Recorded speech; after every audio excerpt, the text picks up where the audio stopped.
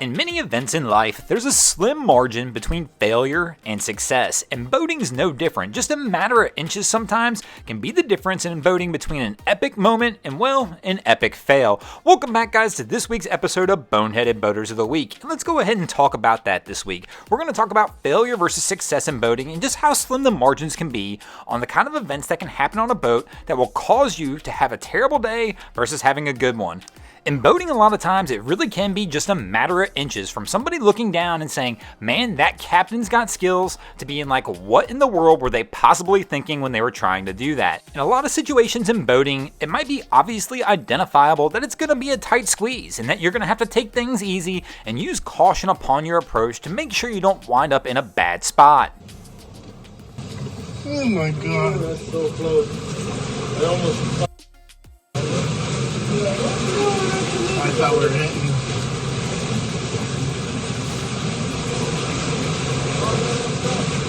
And then, of course, in some situations in boating, it's not going to be quite as easily identifiable. It's going to be a little bit more of a guessing game, and you're really going to have to go in there and make that approach and hope that you can land things just right. Always remembering still that, once again, just a few inches can make all the difference between having a good day or being wet. Oh, God. Seriously. That's what you get for being a... Oh! He's still tied up. He's still tied up.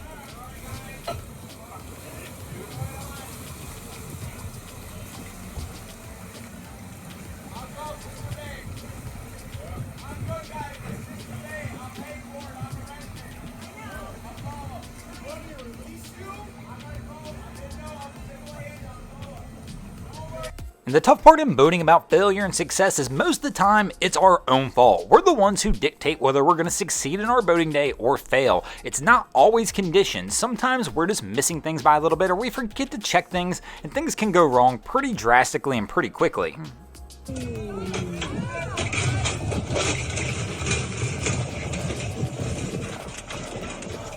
This is why one of the key factors in your failure and success at boating is being able to see things in advance, to kind of look ahead and make sure things are going to work out in your way.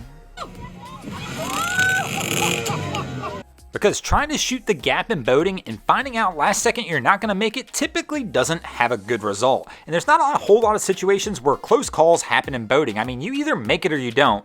But in some situations, kind of like this one, there are close calls. I don't know how everybody walked away from this one, but apparently nobody was hurt. Right here, you're going to see this gentleman stand up. He was actually getting on the back of the jet ski right before this happened. I have no clue how that other ski missed him, but fortunately somehow everybody survives in this one, and I guess that one is a close call. And sometimes it'll be hard to identify if somebody's failing or succeeding in boating. Sometimes you're going to look at the situation and be like, is that person in trouble, or are they exactly where they plan to be? And then there'll be other times where you look at somebody and just know they're having a bad day.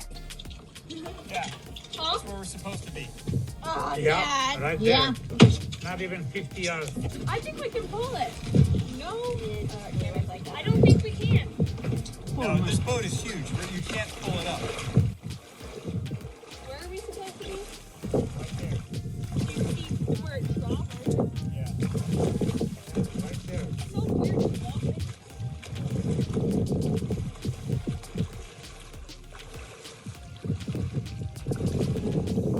Qué experiencia. You've been following this certain line all this time. I did know, I did, and then what happened was all of a sudden I got confused because I looked at the GPS. It showed me I was going the right direction. I look over, there was a bird standing up. I'm like, oh, but it was on that side, and that's all flat. And I thought, oh, that's kind of a flat because I knew the water's low. And then all I did is just veer a little bit to the right, but it was just enough to get us from there. Yeah. And I mean, when you're going 30 miles an hour.